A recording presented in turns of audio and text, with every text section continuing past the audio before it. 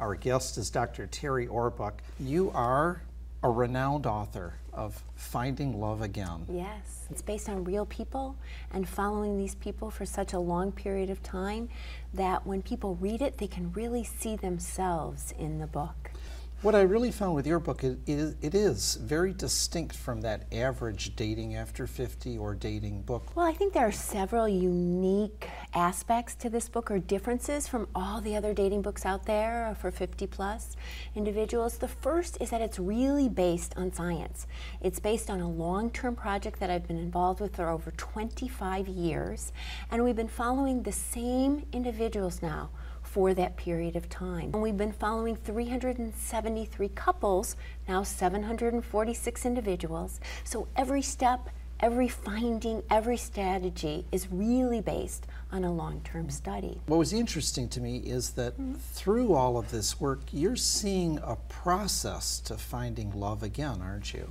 Yes, I think there really is a process. But if you can first sit back and really start the process from the inside out. So the book is based on first looking at your attitudes, then your emotions, then your behaviors, then your sense of self.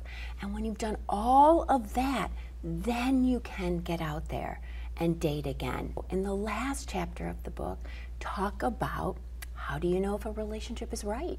Once you're in a relationship, how do you make it strong and last? It's really a book on finding new love if you've experienced the loss of a spouse or partner due to death, a divorce or separation, or even if you've been in a long-term relationship for a long period of time and it's ended. So all of the steps, all of the strategies are for all of those individuals. And that first step that you have about resetting your expectations. So how do we reset those expectations? Well, first I think we're all running around with a lot of myths, a lot of unrealistic expectations that have been passed down from generation to generation. We've learned from our parents or our friends or even the media. And so what we need to do is look at those expectations, look at those attitudes or beliefs about relationships or about how our partner should treat us, and make sure they're realistic. For example, one of the myths that I find, but is there, what do you think, Greg? Is there a predetermined time period that individuals need to wait before they date again? Along those lines, there was this cultural thing of waiting a year after a death or a divorce. The reality is that there's no predetermined time period that you need to wait. Really, what your friends are telling you, what your family member, your grandmother is telling you is not true. The reality is that everyone has a different period of time that they need to wait based on the relationship and based on how attached they are to that individual. Many other myths, I like the way you confronted them in such a practical way and really set people's expectations properly. If we don't, we're going to get frustrated when we begin to date, because when our expectations don't meet reality, then we get frustrated, we get disappointed, and we're not going to be able to find love again or find a good, healthy relationship again. That's that second step then of all of this baggage that we carry through life.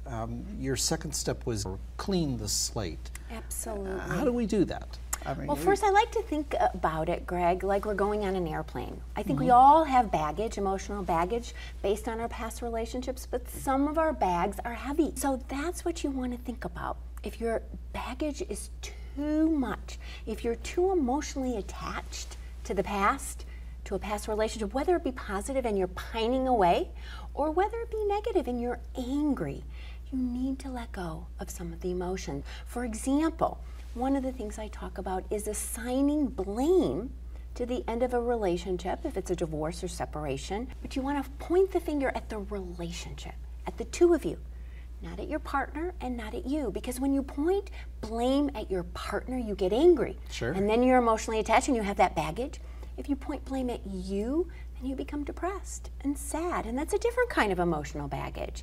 But if you begin to say what I call we statements, we weren't compatible, The relationship wasn't right. We got married too early. Then you're able to let go of some of that baggage. Another example would be that you can write a letter to your ex-partner or ex-spouse. Get it all out on paper, but don't send the letter. Keep the letter for yourself, because the exercise is really for you. Well, trying to stay on your own playing field or a neutral playing field sure is a lot more advantageous than sticking it to the other side, trying to find those common Exactly. You're fully ways. present. You're not, caught in negativity. And what I found in my long-term study is that when you are emotionally neutral, you're much more likely to attract people who aren't negative, and you're much more likely to see someone who comes in your space. Otherwise, we don't even see that person who might be great for us.